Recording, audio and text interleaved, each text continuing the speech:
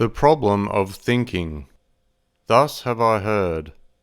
Before I played Hades, I had a small wiener, no friends, no girlfriend, depression, and absolutely no life. These things haven't changed, but the game is pretty good. Logsy Beats. I once listened to an anecdote, which I will now woefully paraphrase, that was spoken by a learned gentleman, who, by so doing, conveyed a most valuable insight. This man was well travelled and had gone hither and thither, spending a lot of whiles, as my daughter once defined a long time, in the pursuit of learning. This fellow had attended a public dialogue with His Holiness the Dalai Lama, and the subject matter in deliberation here is based on a question that was asked by a Westerner during the discourse. This person brought up the notion of negative self-talk, and so His Holiness began conversing in Tibetan with his translators. The Dalai Lama speaks incredibly good English, but had to spend more than a lot of whiles talking with his translators about this. There was an apparent difficulty. The process seemingly demanded a wisdom that surpasseth understanding to examine and ascertain what exactly had gone wrong.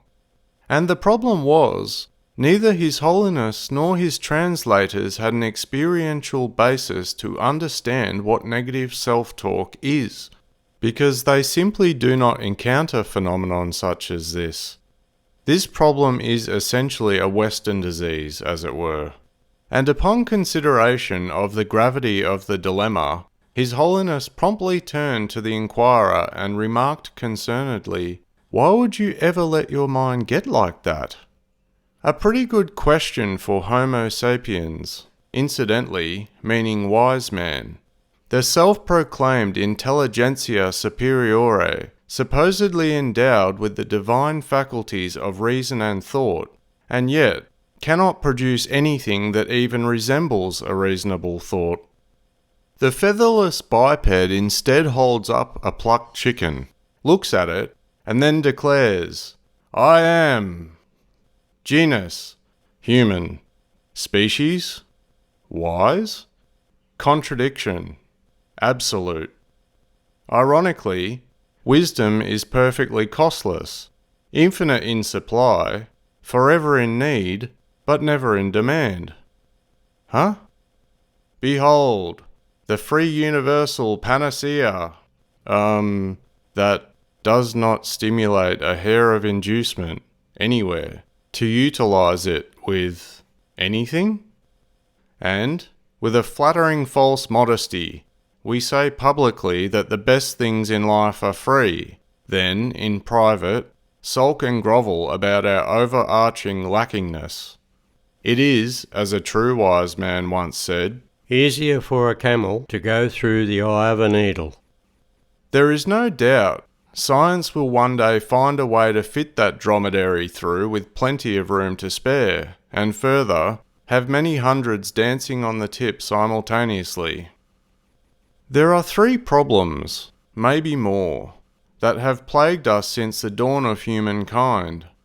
The first, placing concern where we should not, and having no care at all when we should. The second is the problem of discipline and its application, or transmuting potentials into potencies. And the third? I'm sure I can create more than 2 problems at once. Of course! Finding some kindly way to let the ego discover that it does not know, then allowing it to know something true without injuring it so badly. That is a real stopper. Due to man's incredible logic and irresistible urge to live beyond the looking glass, confused and lost in our own blunderland, we profess unqualifiedly that we are the helpless victims of an unjust cosmic retribution. The confession that we cannot think straight, and that we do not know what justice is, this never crossed our mind, and, if elicited, would occasion nothing more than an ardent denial of the possibility. Plato made the following assertions. For I plainly declare that evils, as they are termed, are goods to the unjust, and only evils to the just, and that goods are truly good to the good, but evils to the evil. And, furthermore, that just and unjust are shadows only, and that injustice, which seems opposed to justice, when contemplated by the unjust and evil man, appears pleasant, and the just most unpleasant. But that from the just man's point of view, the very opposite is the appearance of both of them. and lastly, That the greatest ignorance is when a man hates that which he, nevertheless, thinks to be good and noble, and loves and embraces that which he knows to be unrighteous and evil. This disagreement between the sense of pleasure and the judgment of reason in the soul is, in my opinion, the worst ignorance. what makes this challenging is not that it is hard to understand or to correct, but that first one must learn what good is in order to know it, and second, learn to value good in order to uphold it.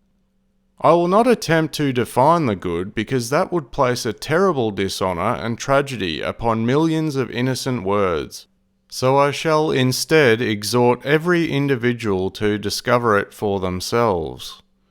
The beginning, however, of wise discernment is to recognise where and when the mind has been poorly conditioned.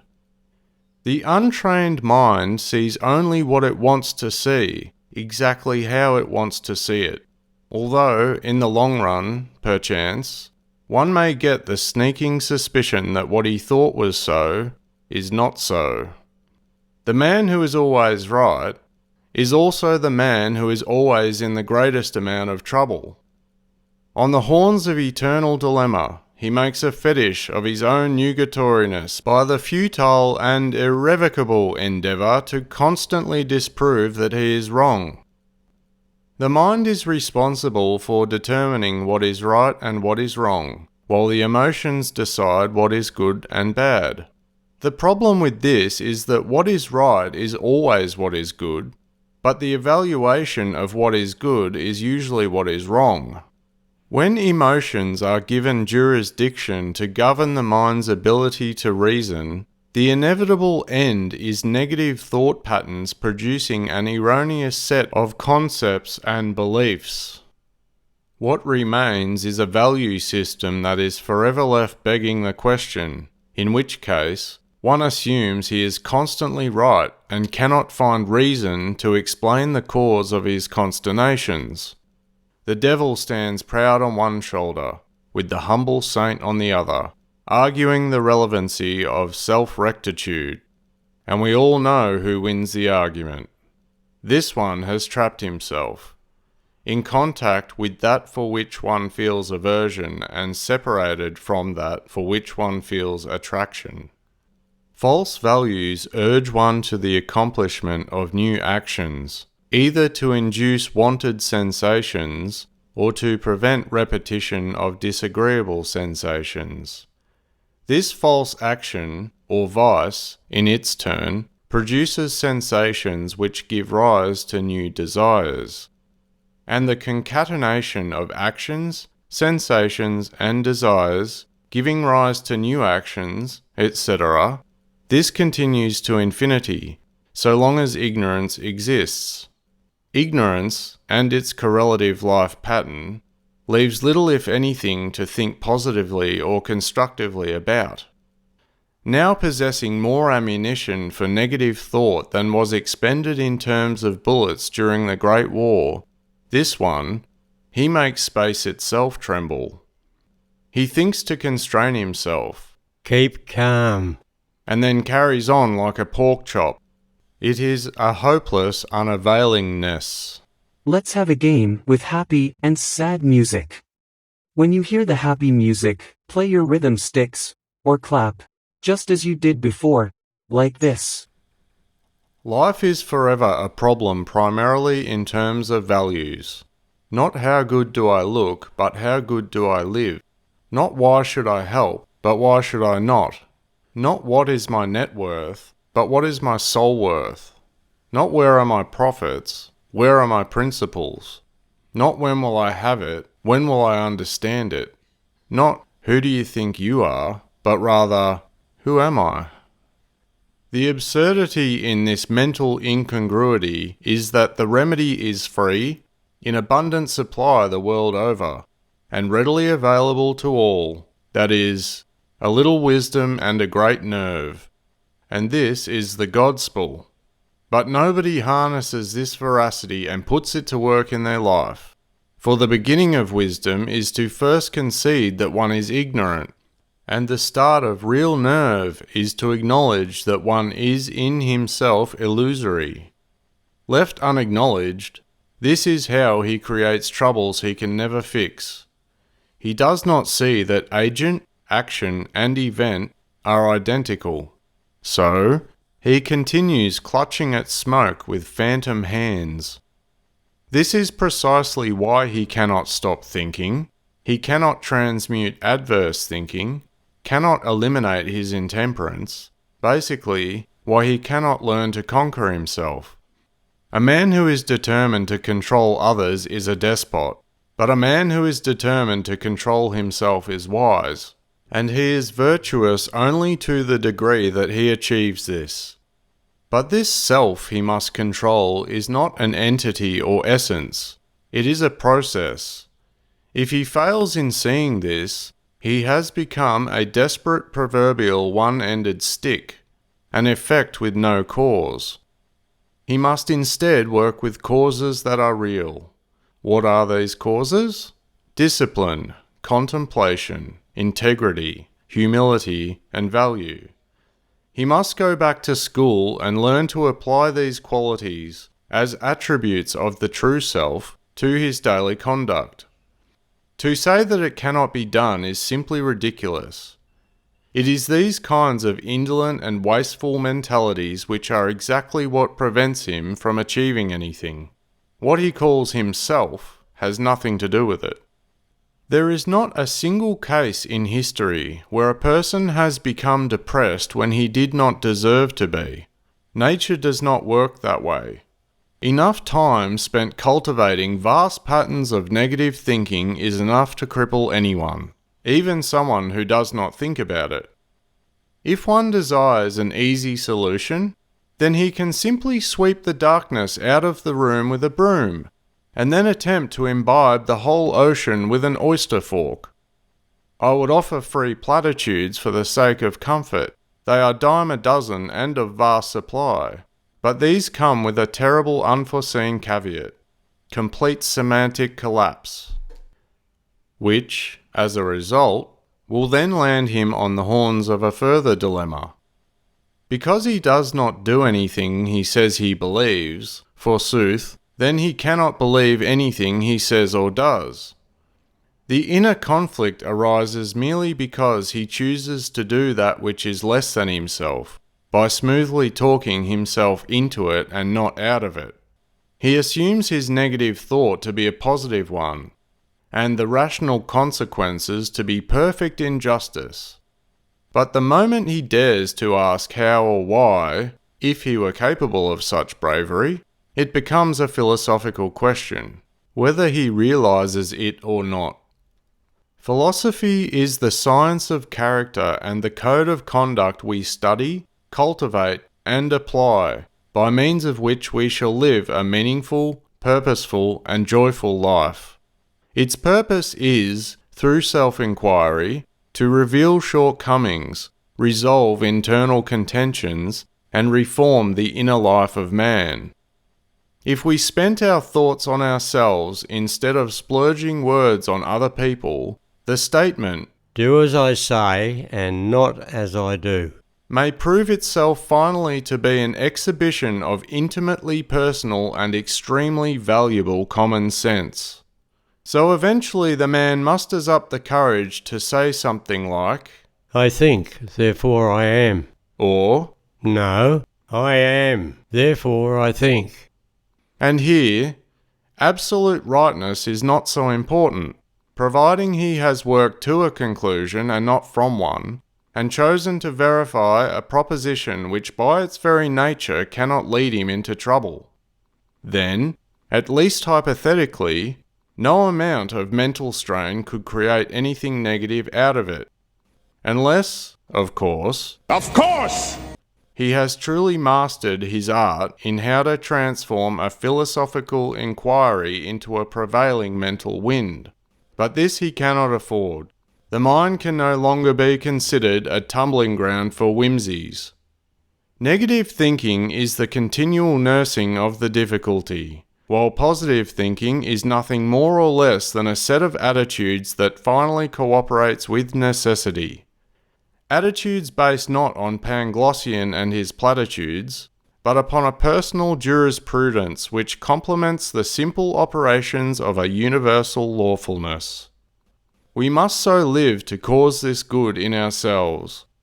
We must so convict ourselves that in our relations with other people we are only causing good, and neither the responses, reactions, nor tantrums of other people, ornery or otherwise, can affect the inevitable fact that the good which is caused will come about in due course.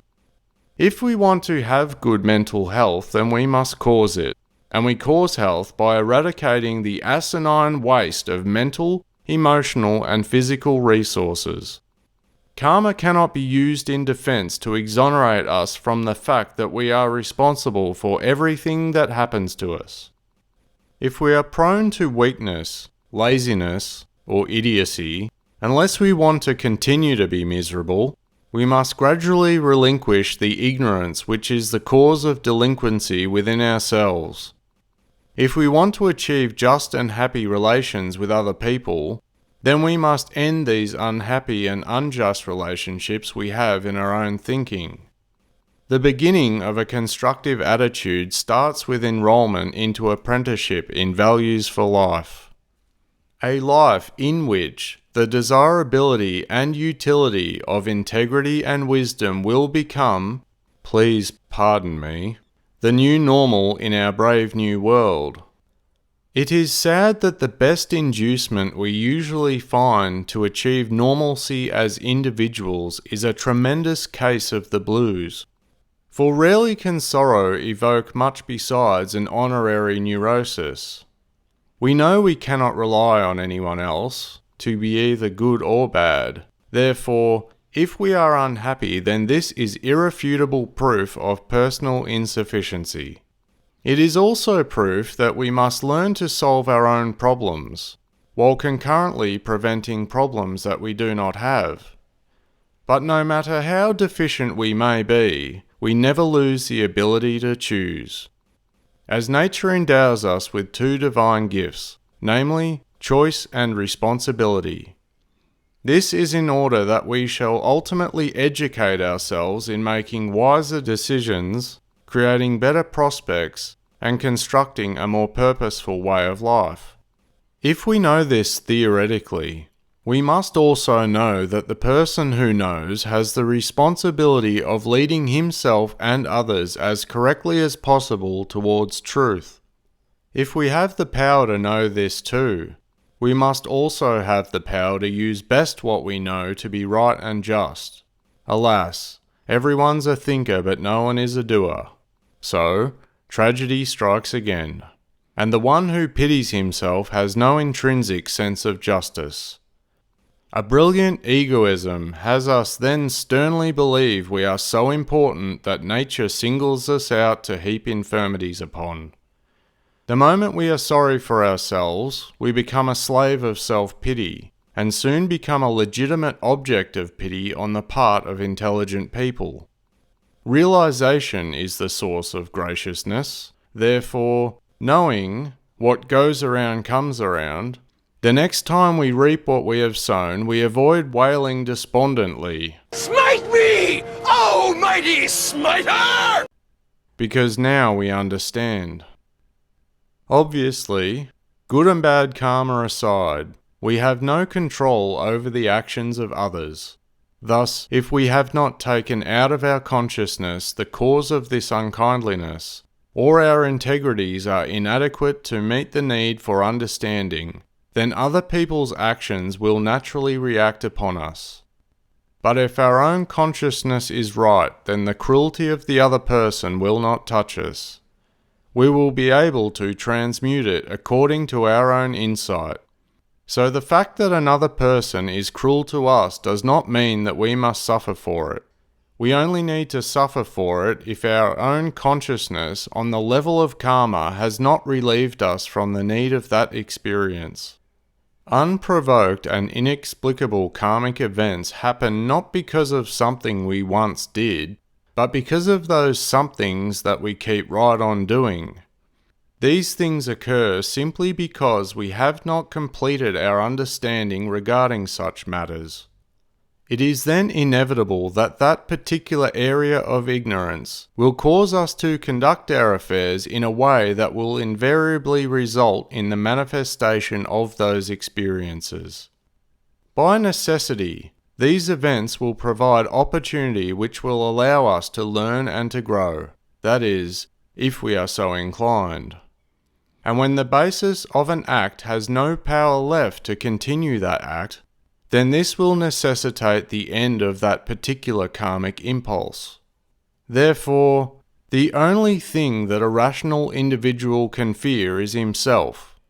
For the purpose of fear is not to raise concern about what others may do, but to protect us from our own stupidity and ignorance.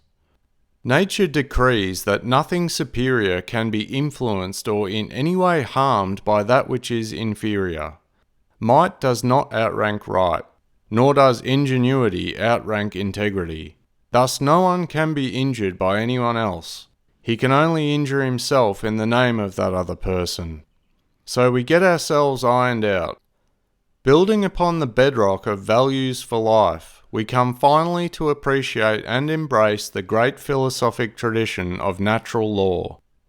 To realize, in this is our opportunity to attain mental liberation, to be totally free of all adverse thought, emotional intemperance, sorrow, or in other words, the tyranny of our own egoism.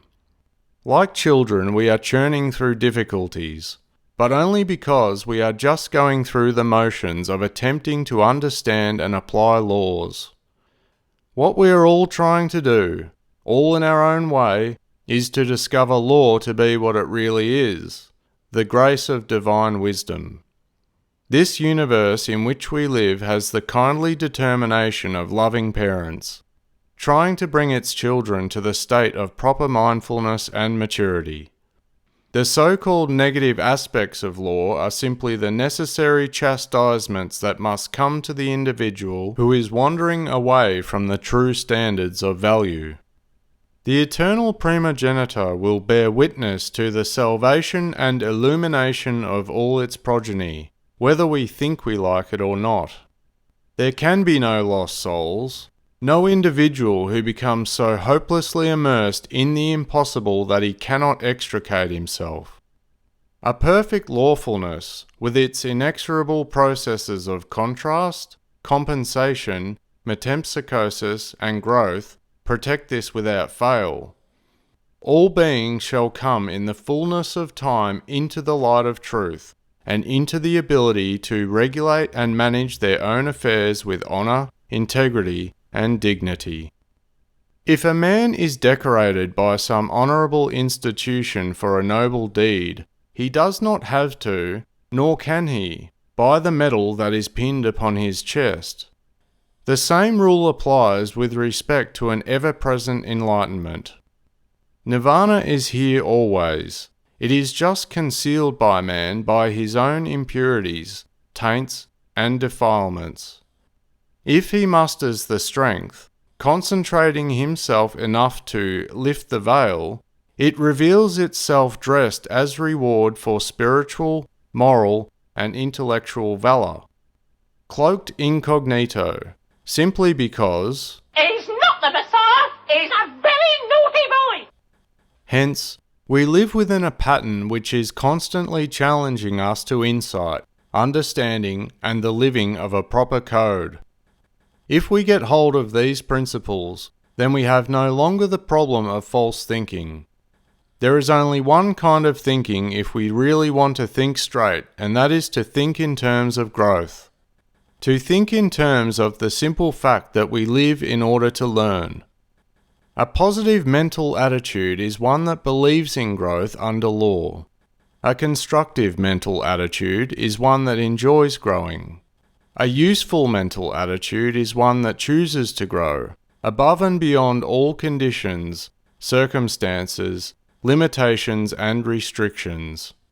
And the individual who begins to understand these things will not have any doubts and fears, as these cannot exist in a universe that is divinely regulated by immutable processes. If we are sincere and want to free ourselves from the bondage of doubt, insecurity, unhappiness, and worry, the only real problem we have to worry about is making certain we are keeping these rules. The law of karma exists only for man because he is the one creature that has been so endowed that he can choose between right and wrong, semantic confusion notwithstanding. It is therefore only where this exists that the law of karma operates. For the purpose of this law is that all individuals shall finally learn what right is, plus learn to choose right emphatically. And nature, in her divine consistency and devout regularity, will continue teaching until this end has been ultimately achieved. The moment we begin to operate in harmony with this, we soon realize the importance of kindly, honourable, honest thinking. We begin to realize the significance of unselfishness and self-sacrifice. Being no longer bound and dominated by chronic egoism. No longer ruthless in our actions, childish in our thinking, or vivacious with our own frustrations. Once we realize the fact that if we are miserable then we must be wrong, then we can proceed, living a reasonable and practical life. We can have patience for other people, knowing that they are struggling along too, trying to understand better the same things we are. We will help when and where we can, eliminating all the false ideas and beliefs. It is completely foolish to think we can build our happiness over the domination of other people. This is not the answer. Our own happiness is built through the directing and simplifying of our thinking and our conduct, bringing it into harmony with universal principles. When we operate according to these principles, then we have nothing to fear, nothing to worry about, and no valid reason to be unhappy.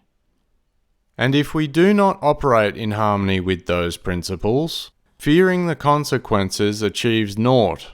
We are supposed to be wise enough to fear the ramifications of our actions before we become foolish enough to perform such actions. Fear is not designed to produce mental departure from normalcy. It is meant to prevent such mental aberrations in the first place. A truly God-fearing individual does not fear the wrath of God. He fears committing wrongs because he fervently believes and totally understands that there is no greater danger to him than his own ignorance. A little humility goes a long way, and if we do not know, then we must give the time and effort and thoughtfulness to learning to know. If we follow these procedures, in time we shall become sufficient to make right decisions clearly and live them honourably. Then there can be no negative thinking, because there will be nothing left to be negative about. Beyond the last analysis, outside the boundaries of thought, we live in a world of merits, principles, and values. If we cooperate with value, it is a good world. If we do not, then we suffer with it. Sloppy thinking leads all things to Mara, Lord of the senses. Fettered, we become slaves to our thoughts and desires. Craving, clinging, grasping. And, hence, chronically attached, there is your suffering. We must be prudent with which thoughts we originate, as these thoughts lead to ideas, ideas lead to beliefs, Beliefs lead to tendencies. Tendencies lead to actions, and erroneous actions become your destiny. Thinking means building the entire mental pattern upon the immutable foundations of justice, integrity, virtue, beauty, love, and truth. By constructing our thoughts and attitudes with equanimity, earnestness, and steadfastness, we attain placidity with mind. This powerful soul, poised, sees problems naturally solve themselves, gently but inevitably.